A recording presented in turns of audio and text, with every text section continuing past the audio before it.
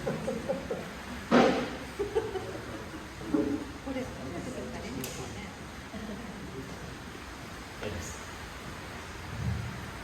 everyone, thanks very much for coming to Art Atrium despite the heavy rain, so thank you.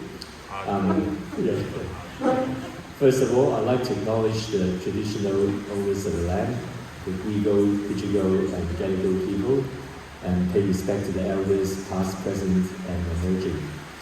So this is Four Corners, fourth solo exhibition with Art Atrium. So we've known each other obviously for a very long time. He's come with me to Hong Kong for a couple of the Art Central Hong Kong Art Fair, to Sydney Contemporary, and in fact recently he goes away with a group of artists to different places out back to Paris. So he recently came back from the Broken Hill, and later on next year he's going to have a group exhibition with all those artists at the Broken Hill Regional Gallery. But also later this year, Paul is going to go to Paris for a residency. So we look forward to a new body of work.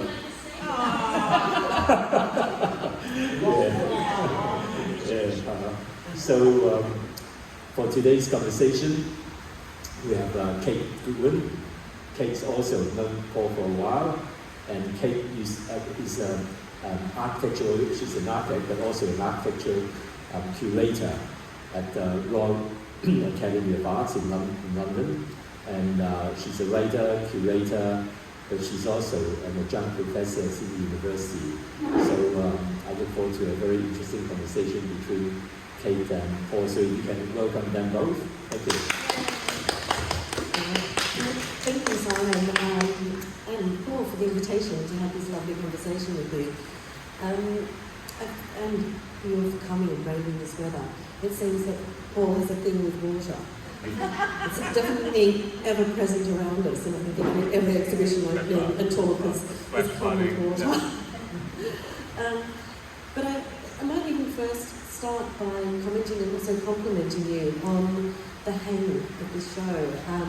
It was lovely at the opening. It was full of people, 3-4 weeks ago, and there was a moment where everyone sort of disappeared, and I had the moment to look around the gallery empty, and was really struck by how well it looked together as a piece. And I think the selection of works, the number of works, the scale, the height, and the pacing that you take us through, it is quite an emotional sort of journey and moments that you give us, I think, in the kind of collection and how you brought them together. So thank you for doing it. And I hope it's something that's going to be in your mind quite clearly, and it's got that clarity, I think, to us. There's something that's very striking, I think it's a question that everyone has asked you, is just how different the paintings are. On one side of the room, we've got the very small paintings. There's a difference in, I guess, both scale, subject matter, and painterly style between the very small that are behind us, the iPad drawing, and then these larger cliff paintings. And I wondered if you could start by just telling us a little bit, perhaps about the process, the different processes in these three, I guess, types that we've got here. And firstly, thank you for braving the weather. I think these are the hardcore, friends and that have made it. And yes, this is the third such event I've had. 2.5 years ago, I had a show, and it was 1 in 100-year storm, and some people floated in. And then 3 weeks ago, yeah, you were there. And 3 weeks ago, it was the same sort of thing, and here we are again. So thanks.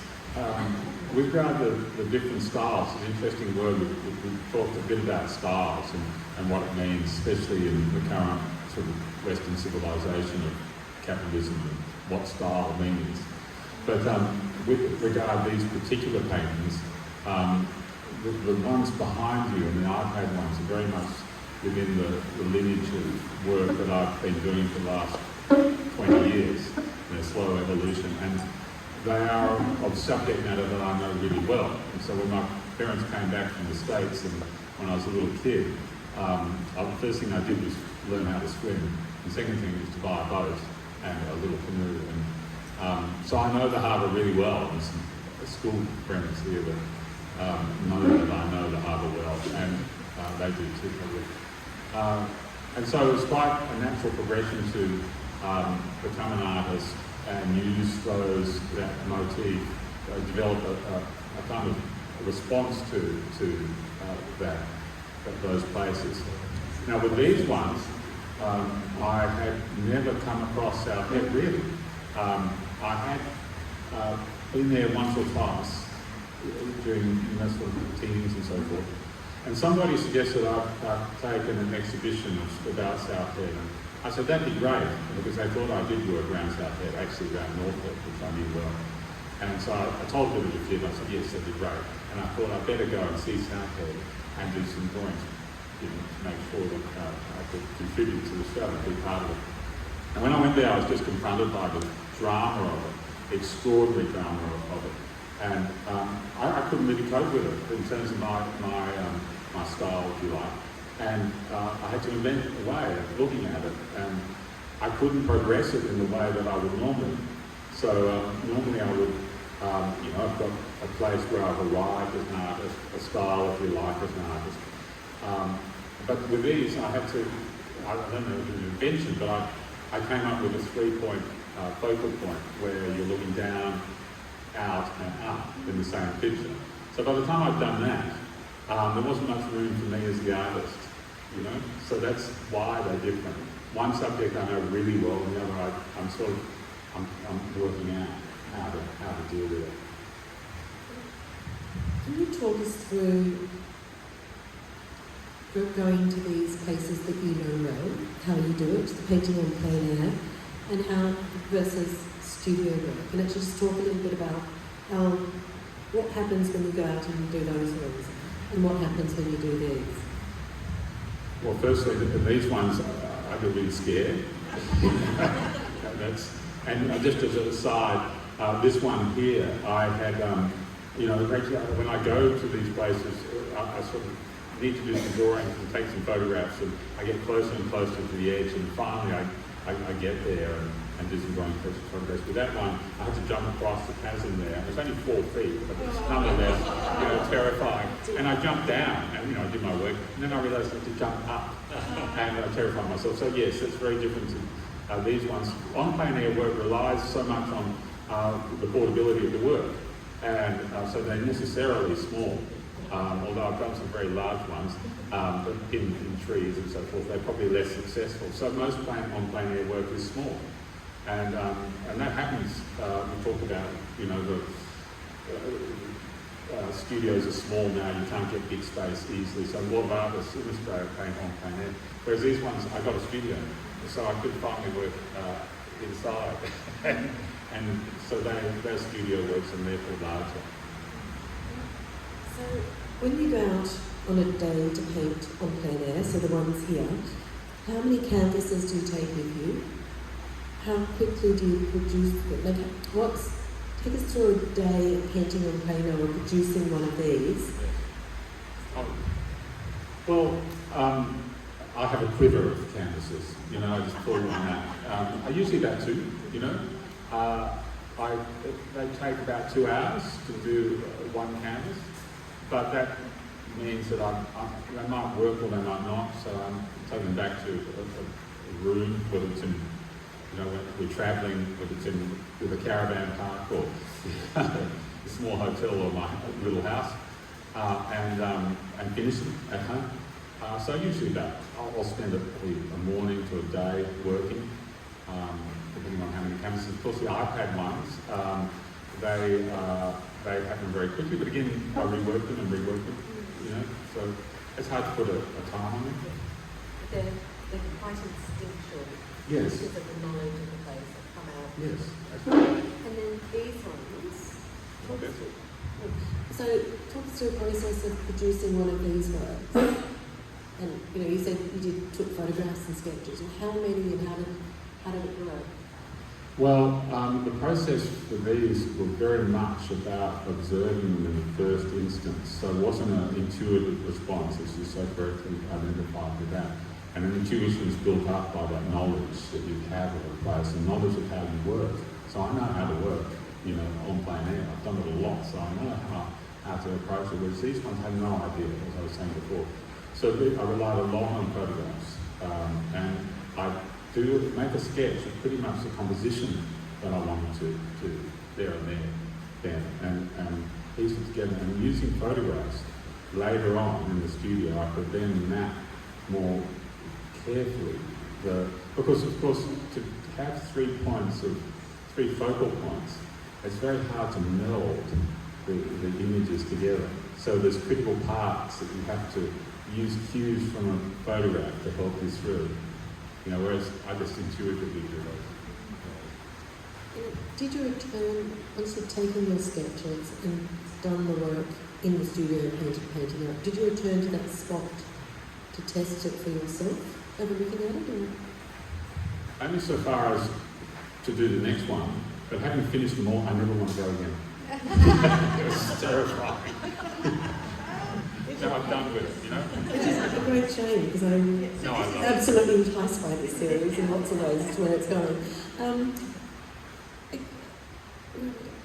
I was very interested in this conversation about being on Sydney Harbour in small boats, close to the water. I think there's something, one has a very strong sense of the horizon when you're doing that. I mean,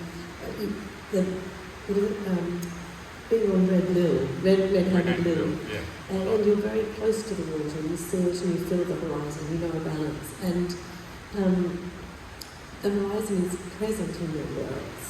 And I was then interested, I mean, we've got one work here, which is landscape water, the rest of them are portrait.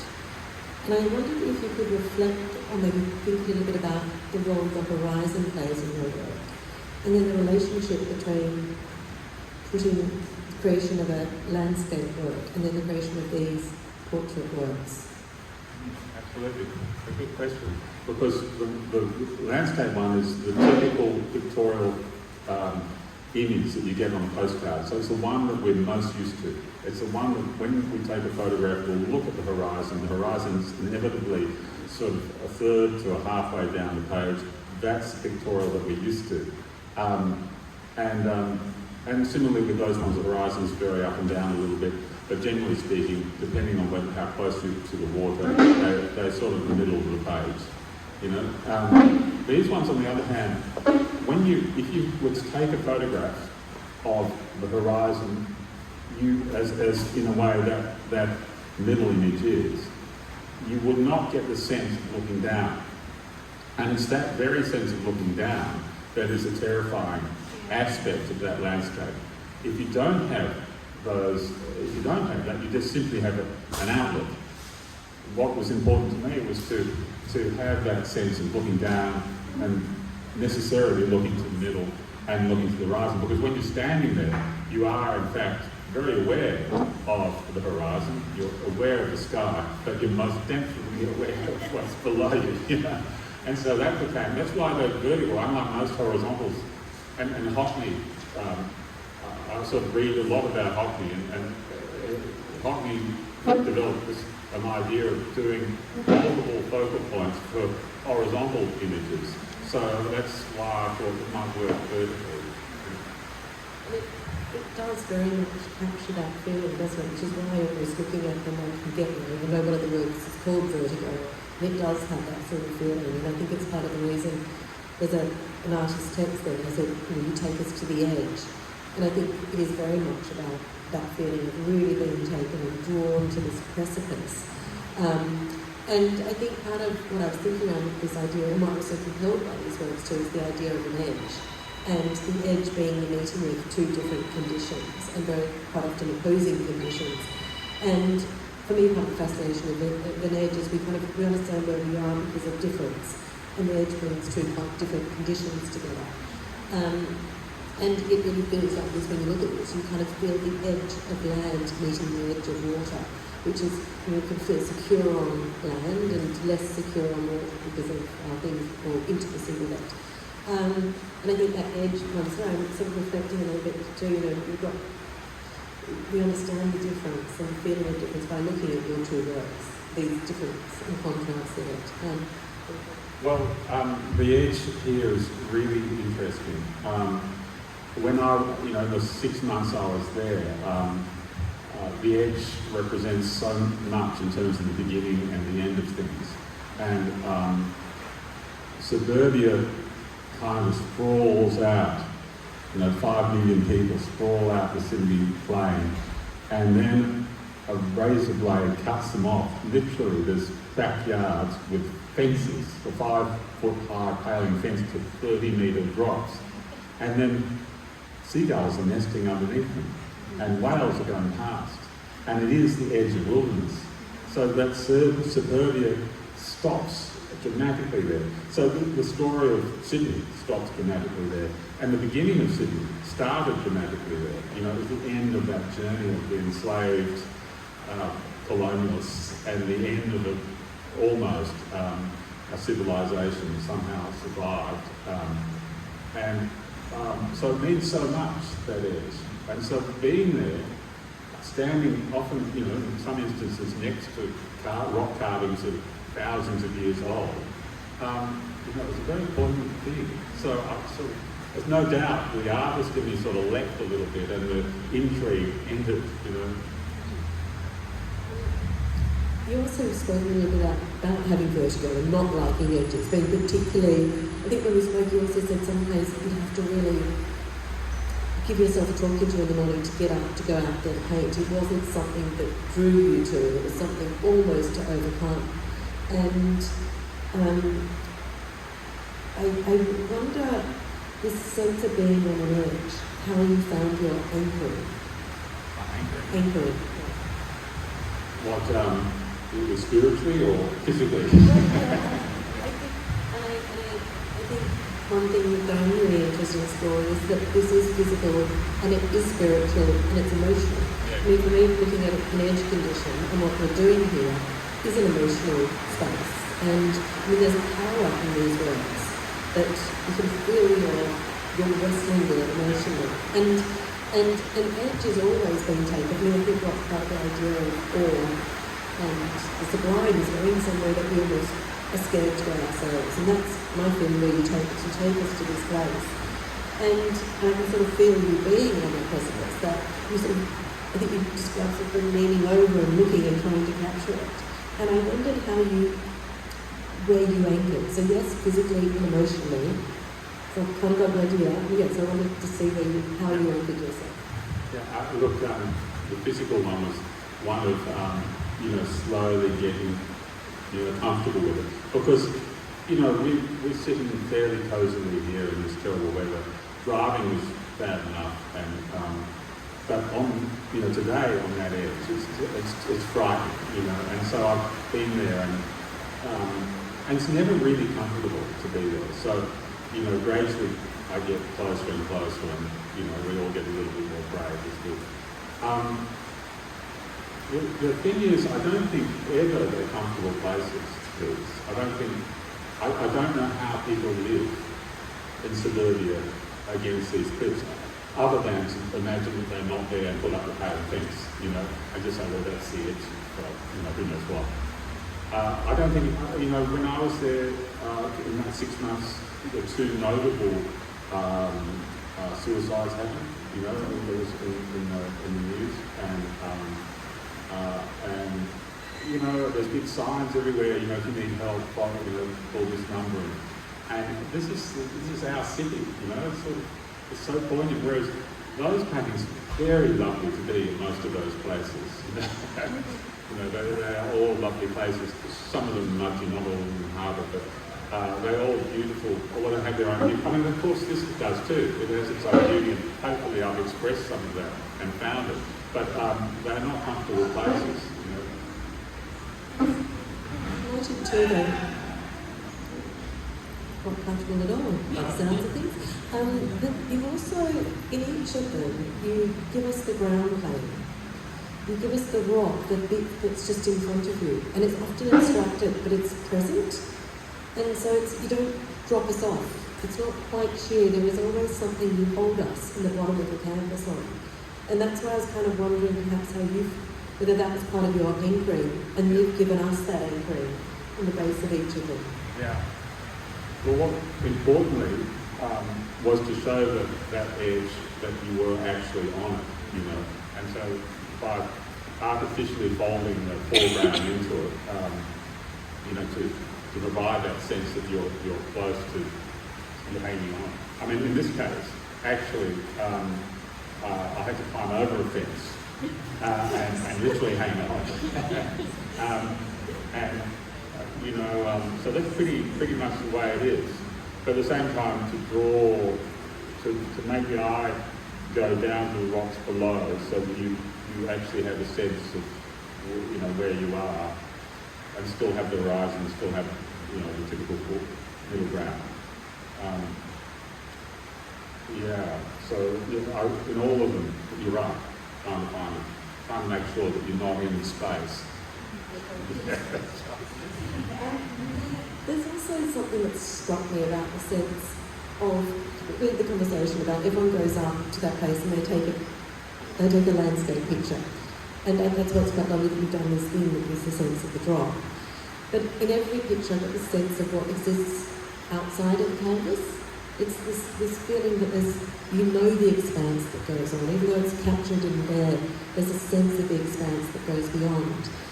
And it's quite striking when you start to look at the two here, where the canvas has been brought in and the line isn't there. And so it almost comes in differently. And could you talk a little bit about why you chose to not paint to the edge and not frame to the edge in those two, and the different kind of sensation it brings up? Well, in fact, it's really just a technical thing. When I was painting them, it was lovely to have the edges, the paint, you know, scroll into the edges. It was sort of an effect that I quite like. However, they're problematic to frame in the sense that we're already framing them with the black edge and then to have another black edge. So most of them were like that. And then we cut off the black edges, you know, because it just didn't work. But those two, it kind of worked, especially the one on the left, I thought. So we left those. And I think it's always nice to have a sense of, you know, the artist's hand, where, you know, and some of these, you know, it's sort of hard to show that because I was so intensely worried about actually the form and how it was working and how it was working with the three focal points. And, you know, the whole idea of blending them together. There wasn't much room for flamboyant gestural marks that I would normally do in these paintings, simply because there's a lie in terms of the perspective and you know, folding that into a working painting was technically quite hard. And to what degree do you think you would attribute that desire and your ability to do it to your training as an architect and the thinking and dealing with perspective in the way in which architects do, of one dealing with thinking about plans, cutting a plan, cutting a section, and then establishing a perspective, very specifically often for the client, or to explore a design idea for yourself. How much has that thinking started to inform how you've looked at a subject that you're less familiar with, perhaps, and bringing those two together? That's a really good question, and actually it's a question that hasn't been asked before. Yeah, and as you're asking it, I'm thinking actually that makes a whole lot of sense, because with an architect, you a plan and an elevation and a section, they don't lie. You know, you can't make up a plan or a section or elevation unless you're lying. That is untruthful about the building. A perspective, then you can make a viewer's perspective with whatever sense you want of the building. So there's a repositioning of an architect's thinking from the plan, section, and elevation when they start doing perspective. And a perspective is a construct that will show the way the architect is thinking more than perhaps a plan or a section or elevation. You know, perhaps, not entirely. And so that is actually reflected in this, isn't it? Because I've constructed a way of presenting the subject.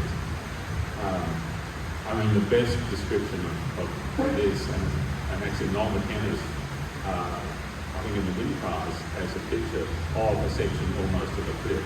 The best description is a section cut through that cliff. You know, they're using a little boat down there. But I wanted something a little more powerful than that. So yes, a perspective in this sense with 3 focal points is a construct designed specifically to express that place. The other tool that architects often use is the bird's eye view, which until recent drone footage wasn't something that we know, but it was very much the kind of way of lifting up from something and encapsulating the kind of thinking that an architect has beyond the here into the bigger urban context. So I think there's something about the bird's eye perspective that you're also pulling us up a bit. So there is another correlation perspective with that bird's eye view that gives the sense of totality of how it fits in. And what I wonder is, because I'm come from architecture a bit, so I want to do a little bit of an architecture chat about this, but I'm conscious of, that the buildings are present here. In some of the pictures here, they pop up a little bit. There's people in those ones, but you don't use people for scale in any of these. You use buildings for scale. And you're talking about the kind of urban coming in. So I wonder how you as an architect looked at these spaces and were critiquing what architecture does and urbanity. And I'm particularly interested, we're having a chat about, I'm making this one, I'm putting 10 questions at you now, but we've got at the end there Harry Seidler's building. And you have this, I'm wondering to the degree which there is a critique here taking place. There is. I think, I'm a bit of a fan of modernist architecture, as you know, particularly John Andrews. Diane we work together with John Andrews, and there's a great exhibition, I think it just finished at Tim Says, and he would place a building based a little bit more on where it was sited. Whereas our friend Harry Seidler, that building was not designed to go there. You can see everybody's put up blinds and filled in their balconies because, the climate's so hostile. And so, but nonetheless, interestingly, sculpturally, it's of the same scale. It has more resonance architecturally, or sculpturally than any of the sort of miserly, mean little houses, or I should say perhaps aspirational houses.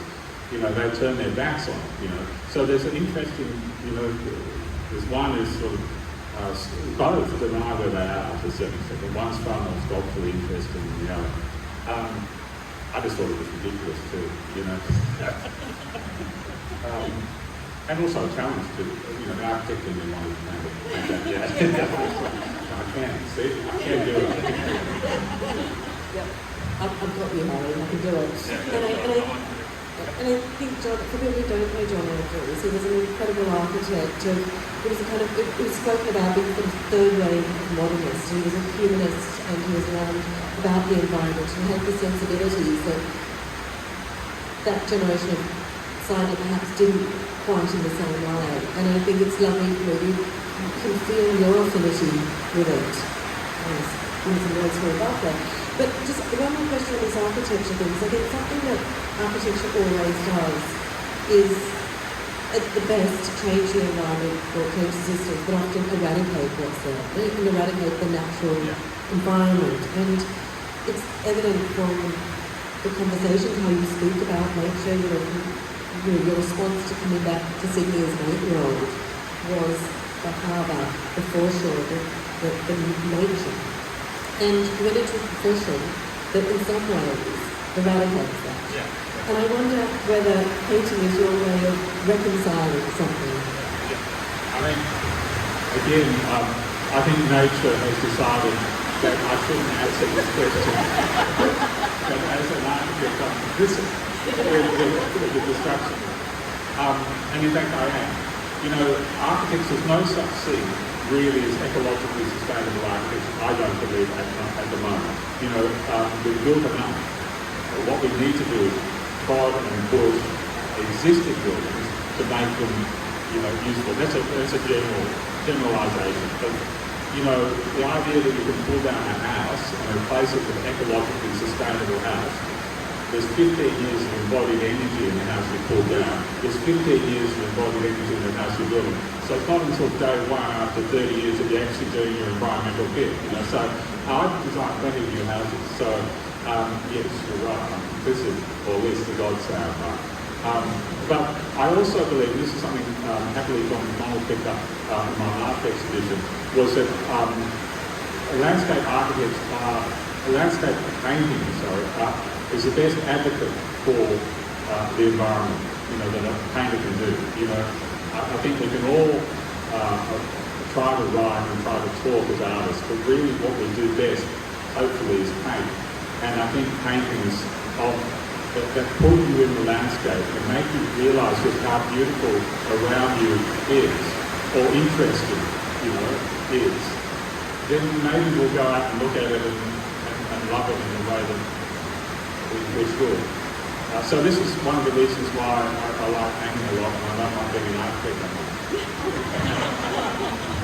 Which is also the reason, I mean, actually this did come about through a conversation around what is happening on Southhead. So I was brought into a project with a friend, and that's why it was me, because I did think you'd been up on Southhead, and I didn't know it was more there, anyway.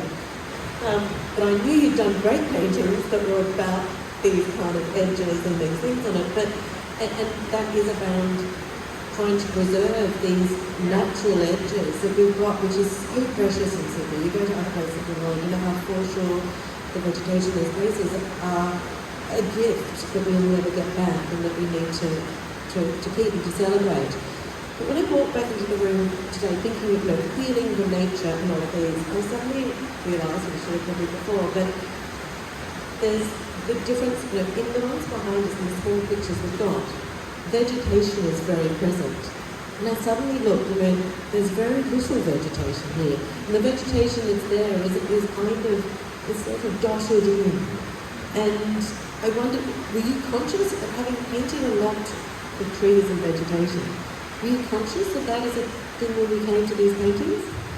Oh, very much. And it's to Harry Seidler's building, it's a very hostile environment. You know, it's not one that's, you know, pleasant to live in. I mean, there aren't many trees, you know. And whereas around the harbour, there are, even in Thredbo, there's a few trees that managed to grow back after the fires. Yes, so trees. I'm good at trees, my wife says. I'm good at trees and clouds, so I decided to do a show without trees. But we did do clouds. Yeah. So I wanted a great segue, because it's one thing, the weather, I mean, one thing that you did speak about actually, what it would be like on these cliff edges today. And I did a walk along there in the sunshine, and it's quite exhilarating. People are very aware of the atmosphere and the weather in a way that when you go to the edge of this place, because it's the meeting of sea breeze and land and air. So there's a lot of things that happen with clouds, with atmosphere and light in that transition zone between land and air. And I wondered if you could talk a little bit about how you observed the atmosphere and captured it, because it's, for me, very present in these paintings more than some of your others. I mean, look, the clouds are, you can see clouds for a long way, but a lot of the paintings, I put a ceiling of clouds that didn't exist in reality. You know, but I think you're right insofar as, you know, the distant weather patterns that you see, and the one over at Northhead, not Southhead, Northhead, and the one in Southhead, the Gap. Those were weather patterns very much that were coming in, and you can see the distant rain. But just as a construct for the painting's sake, I put a ceiling of clouds, and also Jean does sound good at clouds, so I couldn't help myself to put a few clouds in. But just, you know, back on that point of advocacy and you know, architecture, I was down at Vivid and with somebody, and he said to me, you know, are they ever going to pull down this Carl Expressway? And I said, well, they probably won't, because they keep building them. And we've just built, you know, Darling Harbour, they built the flyovers first, and WestConnect's just built all the way around White Bay, you know, so a whole bit of harbour foreshore. Now, if we had Arthur Streeton painting down at White Bay. I doubt very much if they did building along the foreshore. So I do think that painting, you know, and writing is a great advocate for places. Architects less so. Yeah. But I might too. Yeah, we're both on the edge of architecture. We have a foot in both camps. And I thought, Yeah, I think on the edge, that's hold on. On the passage and walking, because I think there's something really interesting that this friend was talking about it, and I, for the first time, you know, I've been a city designer, I've been away for 20 years, but I came back and I did the walk from Bondi to Watson's Bay, and I hadn't done it before. And there's something that happens walking over time as well, this idea of passage and continuity. And so not just dropping into a space, but actually understanding the unfolding of the landscape, the up and down you get. And you capture that here. You know, sometimes it's very steep, sometimes you get closer, sometimes you get to the edge. And how many times did you do an entire walk? And how many times did you drop into places or do bits? Yeah, I mean, just broadly speaking, absolutely right. You know, I love the idea of the cinematic progression through space, and that's what I try to refine a little bit with the iPad. You know, they come with a little movie and they unfold as you look. So the idea of moving through space, especially, you know, as an architect, that's what we try to do, is move around through space. But with regard to your specific question, I walked a number of times, you know, obviously in different weathers.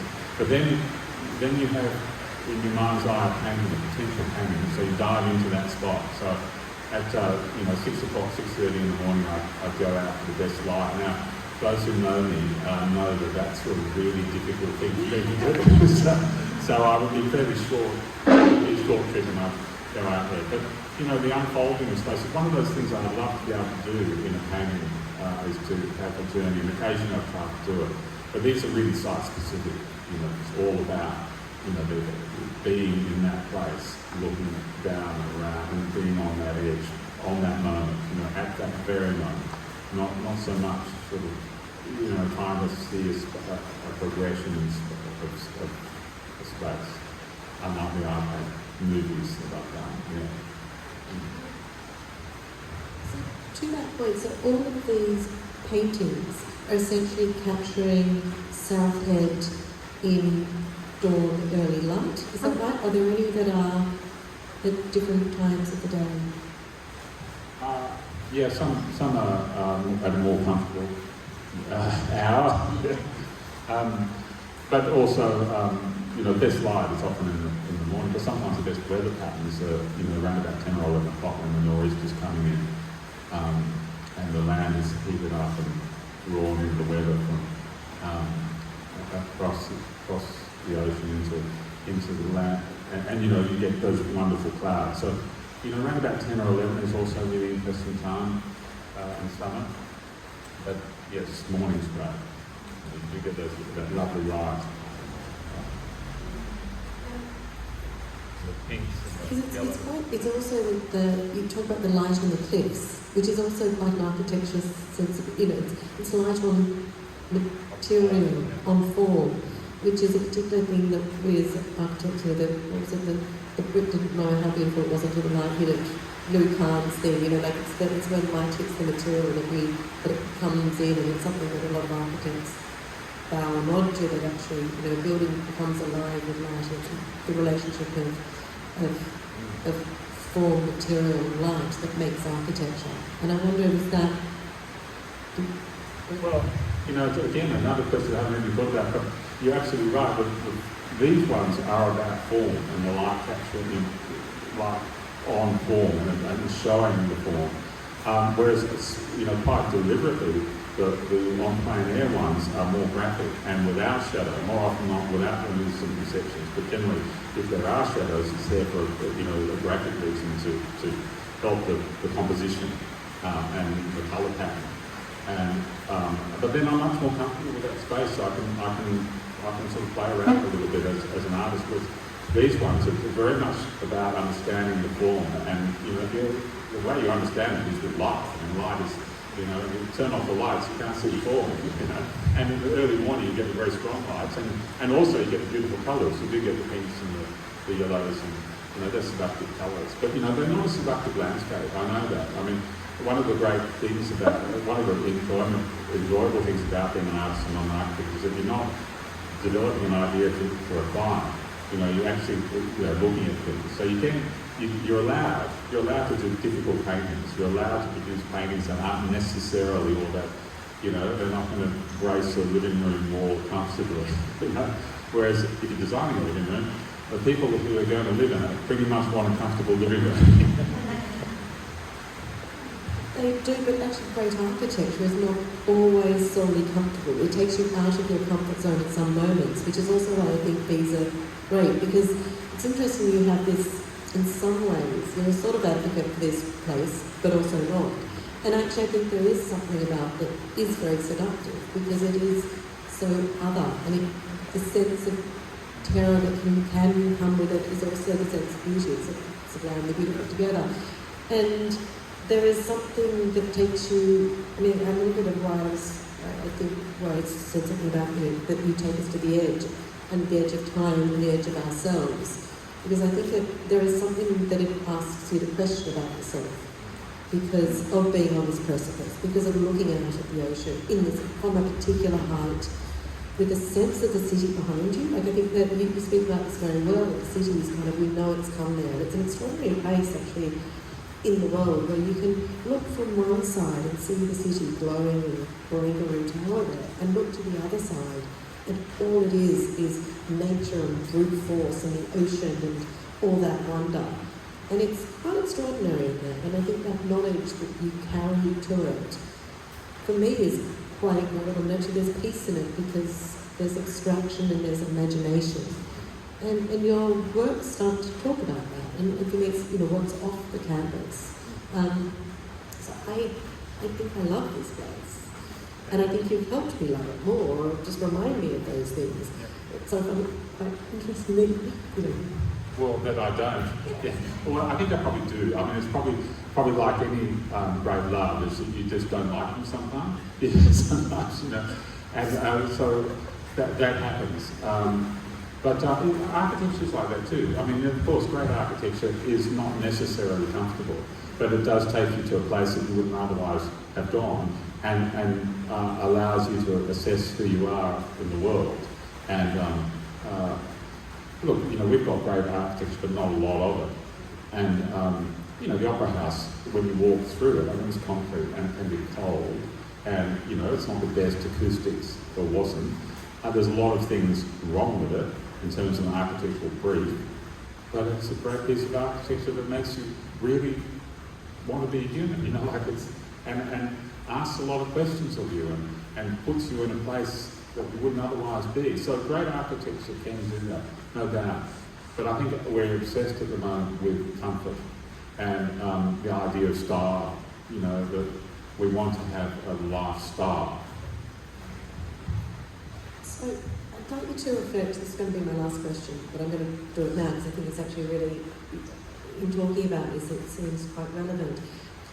I want you to reflect a little bit upon you as an artist being taken to the edge of your own practice, something emotional that you're faced with. That's really interesting.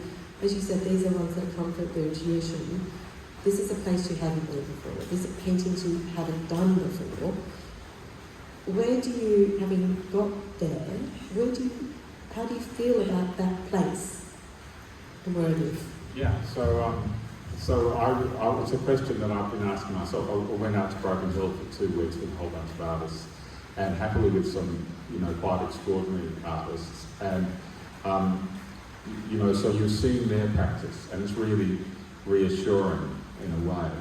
And I'm wondering what I'll do with this, and I keep saying I'll wait until the exhibition, I'll wait until I get some sort of feedback my own, and some sort of feedback as to whether I continue with that, or whether that could become more part of my life. And I don't know the answer. I think you just need to let some big ideas rest for a while, and for me these were big ideas. And I don't need to sit for a while. Broken Hill I know the subject well there too, and so I'm doing a lot of work around that. And these will rest, and who knows where they'll take them.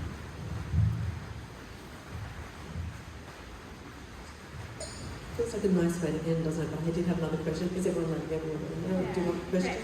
Rest. There are some questions. Is there a question? Some burning questions from you? Yeah, there's a couple. I missed the beginning. So these were, because I know mainly you paint on plein air, so these were done in studio? Yes. Yeah. From sketches that you Yeah. did? Right. Yeah, and a lot of photographs. Yeah, because I couldn't spend too much time sketching. Something you didn't actually. How long did you sit with him in the studio? Because you worked for a little while and back, and didn't you? I probably did 20 paintings, of which these are the only ones that survived. So at least, at best, 50% success rates. So a lot of them were thrown out. So 6 months. You're talking 6 months, 8 months of solid painting for these ones. And a bit of art too. Other questions? I was pointing to my favourite. It's hard to know which it is, isn't it? I keep on. Sorry, yeah. My notion of on plein air would be highly observational. What you'd be doing if you're painting on plein air is being highly observational. So I find it extraordinary that the on plein air pictures are totally graphic and feel like they could easily have been done in a studio. And these are all about sort of trying to get into the nitty-gritty of what you see. Yeah. So I find that sort of like quite ironic that you nearly, which that sort of conundrum maybe is what we have to do next. But I do find it interesting. Yeah, so it's a great, this is a really good question because I often have this conversation with on-plein air painters. I started on-plein air painting prize, 15 years ago at Parliament House, and so I got to know a lot of them. And so some really do, look and paint, point and paint, I forget what they call it, but literally do observational work, And, I say to them, surely not intellectualise. They're all Nazis. The on-plein air painters like Oh, no. I didn't know that. No, like that. Yeah, I know, that's right. A lot of them were, and it's frightening, that aspect of on-plein air painting. We won't go there so much, but I know who you're talking about. And so yes, but I think you can, once you've done it a lot, you can intellectualise what you're seeing at the same time. Yeah. So you get comfortable with the way you're going to work. And you know the place. So you're walking there, you see the weather pattern, you start thinking about it, and things happen and twist, and it's an intellectual exercise potentially too. And so I often have this conversation with the late and great David Irvani, who there's a group that's got Ross River north of Alice Springs, and every year he'd say, "Oh no, there's no intellectual stuff. It's all in the studio." Well, it's not necessarily. I was going to question. Yeah. So, when you were walking around those 6 months, did you come across a site and you said, "That's it"? Yeah. So you just knew the minute you got there, you knew that was it. Yeah. So you're looking for the opportunity to look. Well, first of all, you're looking for an opportunity to get there close without killing yourself. So that sort of rules out a lot of them. Secondly, you want to see down, and that one I made up the down bit, because you just couldn't, but you knew it was there. I just feel like I know I've been there. Well, you probably have, and the middle ground's pretty accurate, but I made it the bottom bit. And so you find a great composition. It's like on plein air painting, you find a great composition, and it has to be comfortable with on plein air painting. This is 2 criteria. So that rules out a whole lot of great places which is just not comfortable. I think the conversation about sorry. Yeah. Your colour palette is really interesting. It's muted and cool colour. I'm just interested in your thinking about what you were seeing and how you think. Yeah, I don't know how to answer that really. It's a good observation. I think it's probably not a very warm place. That's all I can think. You know, it's yeah. In the morning, there's a lot. There are warm colours in the morning, but in the middle afternoon. I think on the right hand, that one, your left. I think that's the most emblematic to me of the place. And strangely enough, it's at the lowest point of South Hill. But in terms of weather and colour palette, I think that's closest to it. There's, you know, when you're painting on plein air too, you can't see all that well, because especially white canvas, so I tend to use fairly strong colours. And I come back to the studio and sort of have to mute them down a bit, but you know, the studio, I could soften them up a bit, I guess. Yeah. Merlin. So Paul, this is unnerving. It's a bad place for a plant to be, bad place for a human to be, but it's a bad place for a seagull. So would you ever take this to do a seagull, or would that... Obviously, that one had a seagull in it. Does it? Yeah, it did have. Oh yeah, I could almost point out, but it didn't compositionally work. Either that, I couldn't do it. You know, that can happen too. You just can't do it. Yeah, I mean, it is a great place for a human to be. It's just scary. Yeah, you don't like it. Yeah, but it is part of the Sydney experience. You know, that you know, I think that we all could do, and I recommend it. So when you saw this, when you came across this originally, was it the landscape that drove you, or was it the drama? Yeah, well, you know, being a painter of the landscape because of all the forms, you know, it's terribly interesting. And how was I going to ever show it? You know, so that was a conundrum. So those two things. What was it? Or the drama. And then, of course, the drama. My own fear of it, I suppose, was more present. So until I got to know it, then the drama of it all, and the history, and that sort of razor edge of civilization and wilderness. And I get the impression you will go back to the studio. yes. That Yeah. we're still talking about. Yeah. It's still Yeah. Thank you. It struck me to your point too about the word observation, because Paul and I had conversations. I think you were talking around very much you use the word observation and vision. But it really struck me that here you were also feeling something. You were coming to terms with something that was emotional, that was, it was the atmosphere, the weather, the place. There's something in it that's not just visual, it's something you were really physically in your body that makes it, gives it some of this differential. And I wonder whether you hold that sense of sensing something afresh, because there's I think this edge thing, you've been somewhere that you knew, Broken Hill, a lot of these places, Durras, these are places you've been with family as well, they're intimate, they're places that you've shared with other people. These were all done on your own. So you're confronting something in yourself, and I wonder how this idea of moving forward and what it means, how those emotional things might carry into future work. Yeah, we were talking about this, and I was saying, well, look, I'm going to do some, big, this is before I went to Broken Hill, and thought I better rest the idea for them. But I was going to do some big canvases of these cliffs, and you suggested, why not from the water? And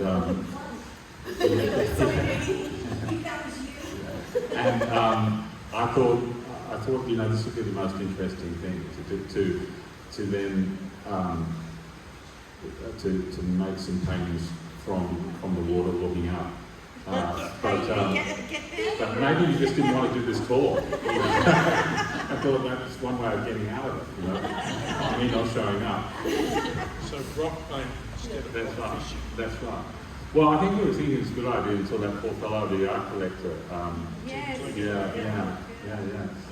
Look, I honestly don't know where these ones will take me, but I'm really actually looking forward to going back to some places I know, and also going to Broken Neck again.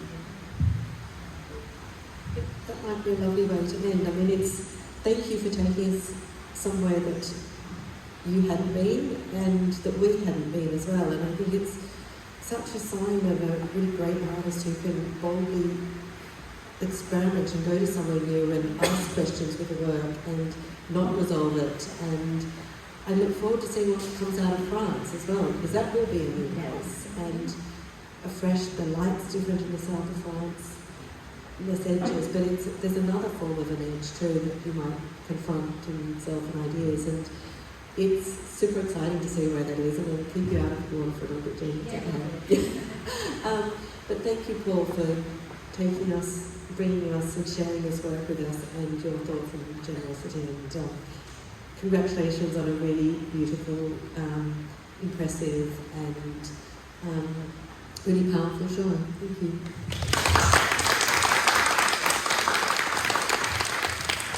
Thank you, Kate and Paul, for a very interesting and imaginative conversation as well. And I think some architects are meant to be artists. I think Paul is definitely one of them. So put your hand again together for both Kate and continue to enjoy the exhibition and have a chat to them privately. Thanks.